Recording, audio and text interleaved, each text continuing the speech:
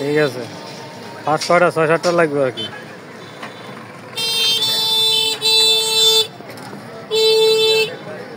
ঠিক আছে, এত টাকা দাম। আচ্ছা ঠিক আছে, ঠিক আছে। সব সব টপ যা আছে সব লই টানে, বাঁশ লই আনি, ক্ষেতের আনো আনি, তারপরে কাটাকাটি করবেন। হ্যাঁ ঠিক আছে।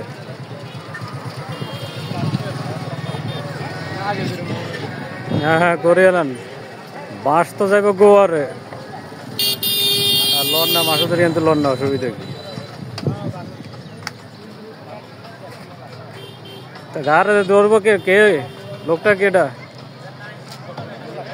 যাই কই আর কথা কইেন, হেমি আইলে টাকা দিব।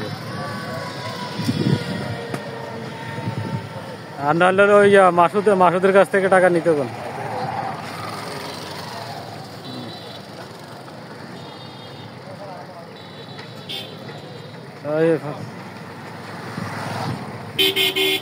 আচ্ছা ঠিক আছে, দিদি তো